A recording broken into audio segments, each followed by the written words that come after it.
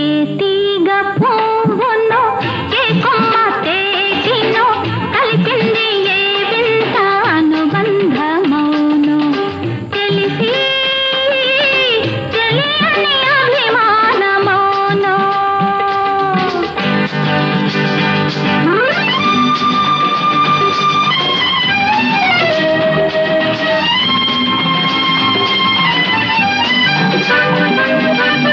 మనసు మూగది మాటలు రానిది మమత ఒకటి అది నేర్చినది మనసు మూగది మాటలు రానిది మమత ఒకటి అది నేర్చినది அப்படியா?